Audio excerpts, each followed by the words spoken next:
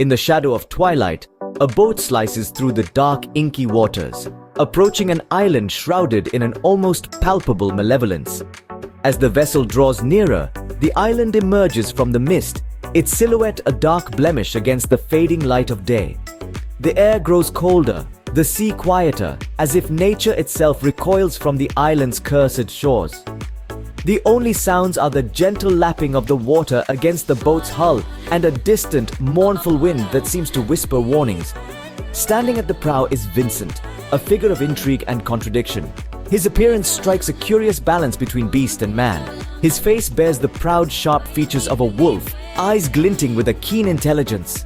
Clad in simple monk robes that flutter slightly in the briny air, he seems out of place against the backdrop of creeping darkness. In his hands, he grips a staff firmly, while rope darts adorn his wrists, ready for a battle that looms in the near future. Inside Vincent's mind, a storm of thoughts rages as fierce as the sea around him. He is here to cleanse a curse, to purge the darkness from this forsaken island. His heart pounds with the courage of the naive, fueled by tales of ancient evils and the thrill of heroic deeds yet to come. Despite the ominous signs, his resolve is ironclad, driven by a youthful ego and a daring spirit that craves adventure and recognition. Yet, there is a simplicity in his ambition. He seeks to make a name for his monastery, to transform this cursed land back into a sanctuary for humanity. Unbeknownst to him, this night marks the beginning of a saga that will stretch across the darkest reaches of the multiverse, a crucible that will forge him into a legendary warrior of the light. With every meter the boat advances, the weight of destiny tightens around Vincent's shoulders, yet forward he gazes, resolute and unknowing of the true darkness that awaits him. As Vincent steadies his nerves, two figures emerge from the shadows of the deck, each as enigmatic as the island itself. The first, a mysterious man whose face is hidden behind a porcelain jester mask, his eyes glinting with a mix of mischief and wisdom. The mask, an intricate facade of laughter and sorrow, does little to reveal the true intentions of the man beneath. The second, a vampire assassin, moves with a lethal grace, her presence both alluring and alarming. Her loyalty is as fluid as the shadows she so adeptly manipulates, capable of saving Vincent one moment and turning on him the next. Vincent, though a young monk, is not naive. He understands the precariousness of his alliances. The jester, with his cryptic knowledge and unsettling humor, suggests a past steeped in both arcane wisdom and dark secrets. His reasons for joining Vincent on this perilous journey remain shrouded in mystery, as though his very soul is masked just like his face. The vampire, on the other hand, is a whisper of death, her motivations as enigmatic as her silent, deadly movements. Her expertise in assassination makes her a formidable ally, yet her vampiric nature casts a long, dark shadow of doubt over her true intention. Vincent ponders these alliances, the necessity of such companions in a land where darkness reigns supreme. Trust is a luxury he cannot afford, yet he cannot deny the value of their unique abilities in his quest. Each moment with them is a dance on the edge of a knife, where trust and betrayal are partners in the tango of survival.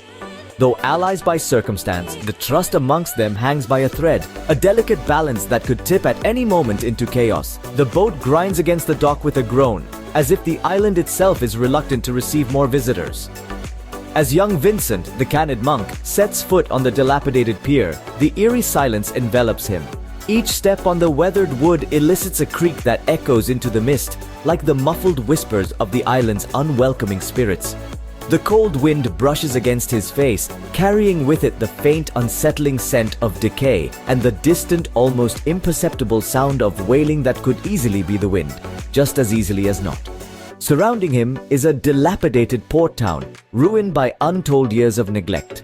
A once bustling dock now lies abandoned, with ropes frayed and boats long since departed, never to return. The murky waters slosh against the posts, ominously silent aside from the sound of the water itself. Overhead, the sky paints a tapestry of suffocatingly still storm clouds, lit only by the pale radiance of the moon.